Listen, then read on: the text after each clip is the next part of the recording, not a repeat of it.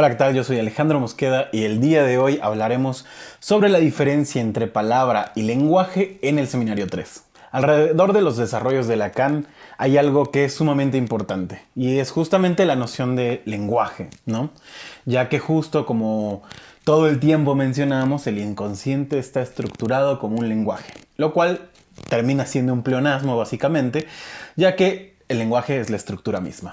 Pero bueno, en este seminario hay algo muy importante que tiene que ver justamente con la idea de, o el cambio que hay en la idea de palabra plena y palabra vacía, ¿no? Que en los primeros desarrollos de Lacan es muy importante. Entonces, bueno, en esos primeros desarrollos, la idea de palabra plena y palabra vacía dirigen o comandan bastante la idea de la dinámica analítica, ¿no? Sin embargo, en este seminario esa idea comienza a cambiar en cuanto a la palabra vacía, ya que la palabra vacía termina siendo un poco una cuestión más de la psicosis, ya que justamente representa una alteración fundamental en la estructura del significante, ya que ninguna de palabra puede ser plena o vacía, ¿no? Ya que un significante en tanto tal no significa nada. Lo que generalmente se dice, por ejemplo, en el lenguaje de los psicóticos, es que los psicóticos hablan su propio lenguaje, ¿no? Eso Lacan lo menciona en el seminario justo diciendo que aquellos que mencionan la idea de que hay que hablar el lenguaje del psicótico, hay que disculparlos ya que no saben absolutamente nada. Para abordar el tema de hoy me basaré básicamente en la clase 2, 3 y 4 principalmente, ¿no?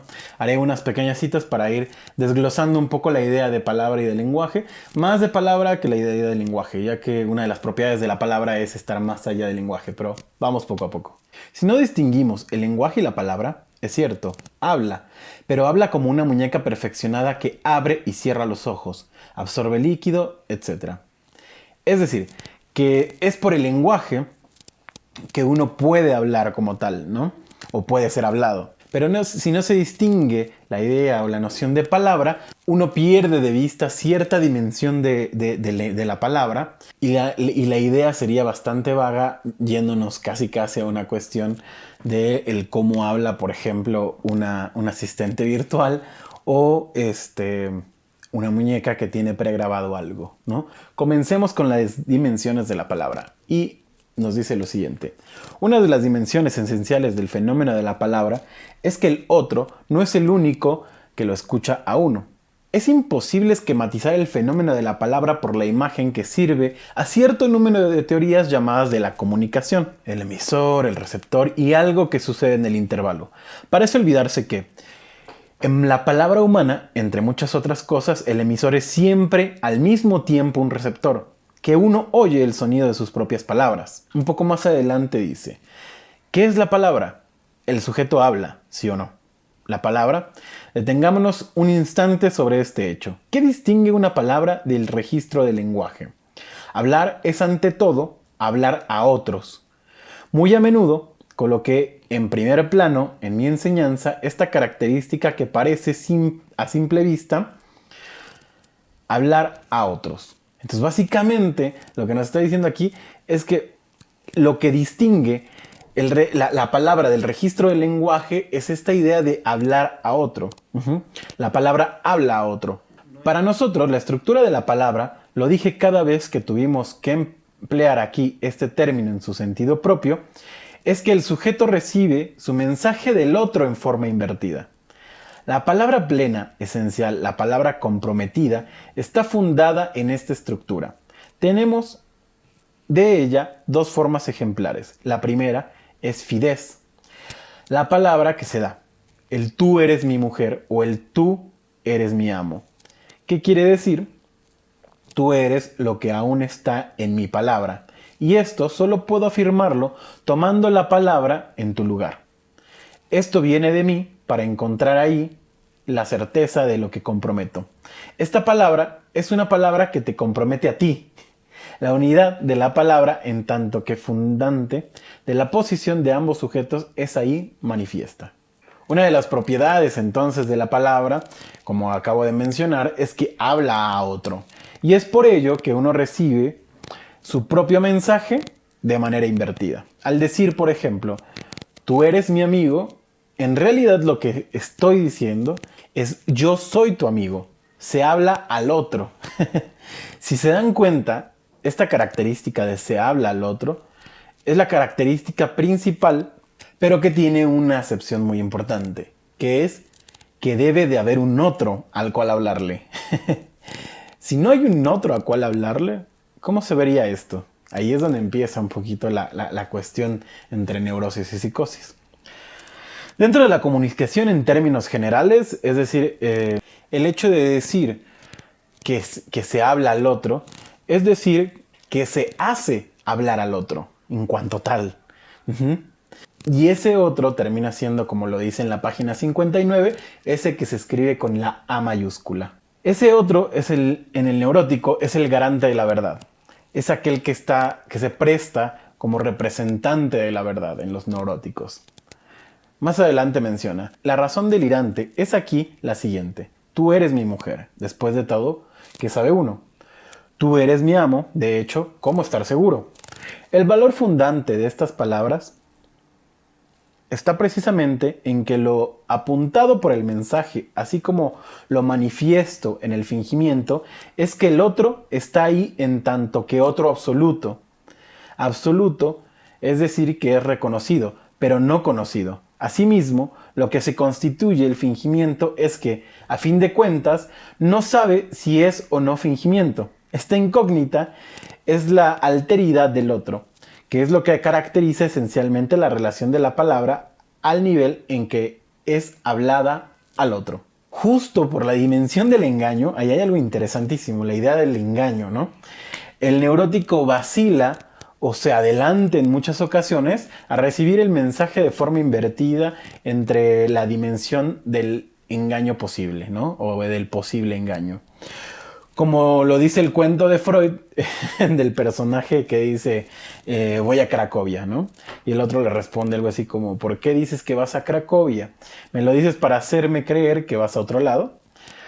Por ello es posible habilitar la pregunta de alguna manera, ¿no? O sea, bajo esta estructura, bajo la idea en donde la palabra le habla al otro, a ese otro con A mayúscula, uno puede caer en la dimensión del engaño y vacilar. Piensen un poquito en, por ejemplo, sus pacientes, ¿no? Aquellos pacientes que creen que los padres le piden algo. Entonces, ahí hay una cuestión en donde el sujeto se adelanta de alguna manera o vacila entre aquello que se le dice. Y es por ello que en esa estructura se puede plantear una pregunta, ¿no? La pregunta del ¿qué me quieres decir con eso que me dices? Y hasta aquí es algo que medianamente la mayoría sabemos y que también hemos hablado un poco en el canal, ¿no?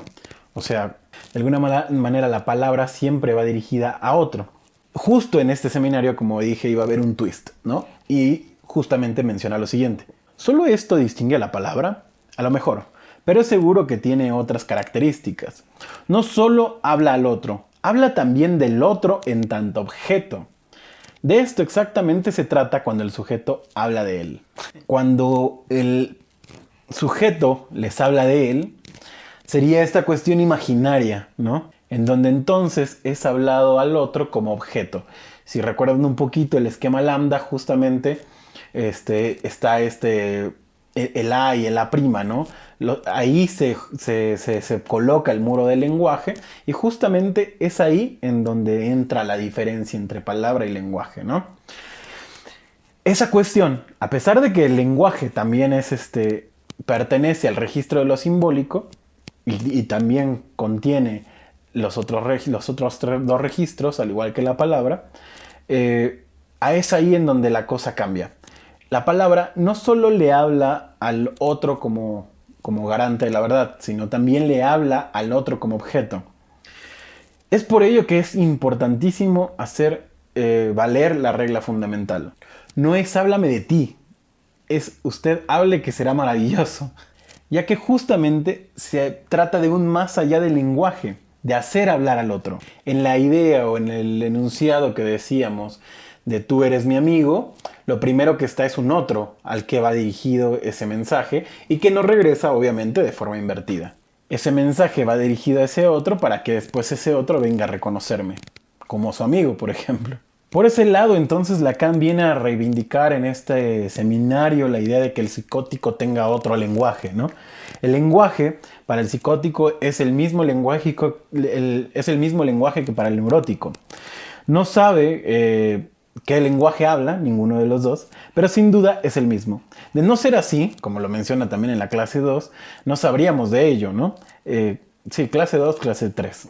No sabríamos de ello. El lenguaje es imprescindible para la palabra. Por otro lado, la palabra, como ya hicimos mención hace un momento, se dirige a los otros. Esta es una de las características principales que diferencian entre la palabra y el lenguaje. Y justo podemos decir entonces que la palabra tiene un más allá del lenguaje. Requiere a un otro al cual dirigirse y del cual poder buscar ese reconocimiento. En la psicosis, por su parte, podemos decir lo siguiente, que solo hay, lo menciona en la clase 4, me parece, solo hay dos maneras de hablar de ese sujeto. Ese sujeto que somos radicalmente.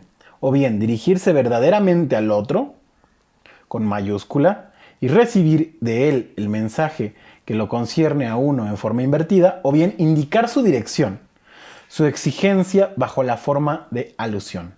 Justamente entonces en la palabra o en el discurso psicótico es por la falta del otro, al menos lo entiendo de esa forma, del otro como garante de la verdad, que ese más allá se presenta bajo forma de alusión.